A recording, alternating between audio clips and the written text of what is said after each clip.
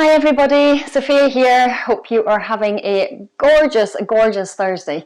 The sun is just streaming down here. I've got random kitten treats in my hand because Goldie was squawking outside the door. So no doubt she will make an appearance shortly. So one of the things that I promised I was going to talk to you about today is 5 of the things that you need to know about pregnancy. Now, they might not be your everyday things that you think you need to know, but they're actually really useful things, because what you will find is that there's certain preconceptions that you have. There's ideas that you have in your head about how pregnancy should be, what it should be like, and what you need to do. And one of the things I remember from when I was a teenager and I knew grown-ups who were pregnant around me was that people talked a lot about resting. You have to rest all the time. And yes, you might need to sleep for longer. You might find yourself going to bed for longer. But number one of the things that you do really need to know about pregnancy is stay active. If you don't stay active, if you suddenly decide that you're no longer going for your long walks, you're no longer swimming in the days that you're allowed to go swimming, you're no longer going to a dance class, all of these things, when you start to push these things out of the way, that's when you start to gain the weight, you start to lose your confidence, you start to lose your connection. Even if you're doing those things online, you can have amazing connections online. And so really making sure that you don't just go, I'm pregnant, wrap me in bubble wrap, wrap me up in cotton wool, nobody come anywhere near. You still need to stay active. When you stay active, your confidence is there, you've got more of those endorphins, all of those feel-good hormones that come, and they are your body's natural painkillers. So just imagine if you sit still for 9 months. That's not nice, is it? You get a numb butt just sitting still for 10 minutes. So if you're sitting still for 9 months in the hope that somehow you're protecting your baby and you're making sure that you're really safe, you're not. You're just going to get more fearful that you're not looking after yourself. So of course, take some general precautions.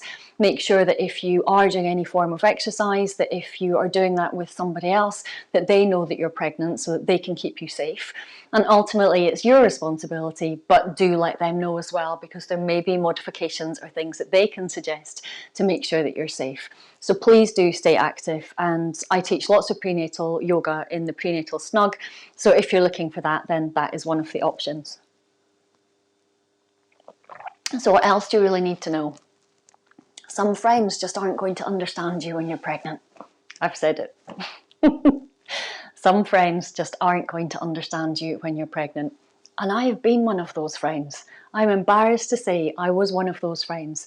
I had friends around me who were pregnant and I was not.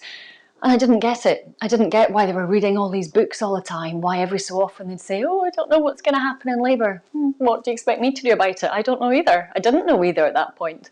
And so some people just aren't going to understand you. They're not going to empathise. They're not going to want to spend lots of time with you. You've got a very different life going on. If they've already got babies or children, young children, they'll be a lot more empathetic. They'll be a lot more compassionate. They'll have a lot more time for you because they know what it feels like to go through what you're going through.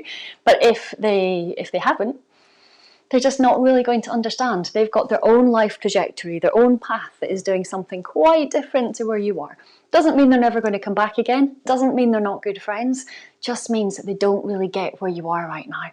So be patient, bear with them. If they're good friends, they'll be there for you. If you really need to just say to them, I'm finding this really hard because we've always been tight friends, close friends, and now I feel like we're going a bit like this. Let them know. Let them know what they can do, because there'll be plenty of things that you can still do. But as with all pregnant women love to be around other pregnant women because you've got a massive thing to be discussing. So the more that you can spend time with other pregnant women, the more that you can ask questions, the more that you can share your experience, the happier, the healthier, the better your pregnancy will be. So number 3, you will see pregnant women everywhere. As soon as you are pregnant, is she pregnant? Do you think she's pregnant? She looks pregnant. She's definitely pregnant. You're going to see pregnant women absolutely everywhere. And there's a very simple reason for that. If I go out just now wearing this colour of sweater, I'm going to see loads of people wearing the same colour. If I go out and go, oh, my hair looks amazing today, which I'm not going to do, by the way, I see loads of other people with amazing hair. When you are pregnant, you will notice pregnant people everywhere. It's what you call the reticular activating system.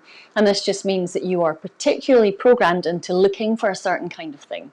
So it can happen in both ways. If you are driving a new car, you've picked a specific colour, you'll start to notice that new colour or that make of car absolutely everywhere. It's just your brain's way of letting you know that that's what it's tuned into, and that's what it's noticing. So if you are one of those pregnant women who can put a smile on and say hello whenever you see another pregnant woman, you'll also notice there's lots more pregnant women who are happy to smile and to wave back. So in the same way that people don't wave but they wave back, it's exactly the same in pregnancy. So maybe the other person is also going, oh, she looks pregnant, but I don't really know what to say. You have that almost, and you'll get to enjoy this when all the shops are open again. You get to have that almost slightly first date awkwardness of being in a shop, looking at baby grows and looking at the person next to you, and a kind of like, oh, are you looking at baby grows too? Oh, we're both pregnant. And it's a really lovely, giddy thing to do. But please know that you will start to notice pregnant women everywhere, and that's a good thing. They're your people. They're the people you will have amazing conversations with right now. They're the people who get you, the people who can share what stage they're at, who have some of the same worries, who have some of the same knowledge, and people who are also hopefully eager to empower themselves and prepare for a really good birth. So, number 4, people will say stuff to you when you're pregnant. This is just going to happen, and it's something that's can be lovely. And this is a really important one. When you are, what's the best, most diplomatic way to put this? Let me think. I see a lot of people talking about when they're pregnant, how their bodies become public property, how everybody wants to touch them or talk to them about their baby bump, almost as if it's like puberty, except this time everybody talks about it. Nobody used to come up to you when you're going through puberty and like whisper things to you about your changing body, but when you're pregnant, people seem to think that they can do that. Now, what I see again and again is that there can be a bit of hostility around that, not necessarily from the pregnant women, but from other people on the outside. It's a kind of, you can't do that, you can't walk up, you can't say this, you can't say that. And it's not about saying, yes, you don't want random people coming up and touching your tummy, no more than I want random people coming up and touching mine. You know, this is your body, it's your space. You don't need people coming and being hands-on, especially not now. But overall, people will say things to you like, oh, you're going to have your hands full. Are you sure there's only one in there? Oh, are you eating for 2 already? Or you'll be turning into a penguin soon. All these little comments. And know that I genuinely don't believe that people are trying to be smart, or they're trying to be mean, or they're trying to put a little worry into your brain. I think people are just looking to connect with you. And maybe when you are an 80-year-old woman and your children or your grandchildren or your great-grandchildren, however far down your generations go, are a lot more grown up, you'll just look back at that pregnant person and think, what an amazing time in her life she's at. She's just creating a whole family. And maybe a little part of them wishes that that was them once more. And so rather than seeing it as a personal assault, and yes, if they're coming hands-on, no, put your boundary up. But if people are just saying these little throwaway comments, they're just looking to connect. And who knows what will come from that conversation, from those moments of connection. Anything could come from them if you're just willing to go along. Oh, have you been there before? Did you think you were having twins? Allow yourself to have those interactions. Of course, make sure that those conversations are helpful to you as well and positive, but you never know whose day you might just be lighting up. And this idea that, oh, who do they think they are? They can't talk to me because I'm pregnant. Well, they're going to be the same people that we would like to make space for us when we're more heavily pregnant and we're on the bus or the train. They're the same people that we would like to hold the door open for us when we walk in or out with a pram or our baby's in a sling. And that's not to say we suddenly have this sense of entitlement, but we can't push these people away right now. I've got random things popping up on my screen, reminds me later. We can't just push these people away now and expect them to be there for us later. So actually just have those conversations, just give them a little bit of space. And one of the other big things that I hear is new mums when they're wandering around and somebody will say, oh, you've got your hands full, and that's taken as offence. Or where's the dad? Or oh, you've got the hard shift. Again, I just think people are looking to connect. You know, what do you say?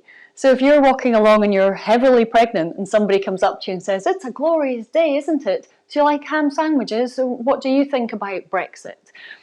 Part of you is going to go, well, didn't they notice my huge bump? And so they're just recognizing what they're seeing. And I believe that they're just looking for a way to connect with you. So let's not always feel we need to shut everybody else down because we're pregnant. Let's not feel like we have to push them away. And in typical form, the Asda delivery has just turned up here as well. All good. So number 5, you can influence your birth. You can influence your pregnancy and you can influence your birth. And you can start to do both of those things right now. So when you start to plan the kind of birth you have, you start to understand your body, the physiology of your body, how hypnobirthing works, how you can move your body in a more positive way to get your baby into the optimum position, how you can make everything so much better for you, then you're really going to start yourself on a strong journey. So tomorrow I am hosting a free mini workshop at 5:45, which is how to not worry about absolutely everything during pregnancy. It'll just be an hour and 15 minutes or so. We're going to do 3 things. 1, learn a lovely calming breathing technique for now and in labour. How to stack the odds in your favour for a more comfortable and relaxed labour. And how to enhance your well-being for the rest of your pregnancy. So all you need to do is join the Facebook group. There's loads and loads of links on my Facebook page, which is where you are now, facebook.com/Highland Birth and Beyond. And I will also pop the link down below. But I would love, love, love, love to see you there. So the 5 things again: stay active. Some friends just aren't going to understand you. You will see pregnant women absolutely everywhere. People will say random stuff to you, and I don't think they're being mean. I just think they're looking to connect. So connect back and see what you can get from those conversations, and just see how much kindness and love you can give back to those people. You're already teaching your little baby inside how to look after people and what to do, and that's one way to do it. And number 5, you can influence your pregnancy and you can influence your birth right now to make everything more comfortable, more calm, more prepared, and feel more confident. And if you're looking for one last piece of advice right now, don't buy shoes with laces. As your pregnancy bump gets bigger and bigger, you're not going to want shoes with laces. Buy slip-on shoes, and even if it's summer, have decent grips. So no shoes with laces. I have spent so much time in postnatal classes as well, helping mums tie up their shoelaces, because even though they don't have the baby bumps at that point, they have their babies in a sling and they can't always get to the shoelaces. So that's the other thing you really, really need to know. Hope to see you tomorrow at 5:45. If you can't find the link for any reason, just ping me a message, and have a gorgeous Thursday. I'm teaching confident C-section this afternoon to one of my hypnobirthing clients.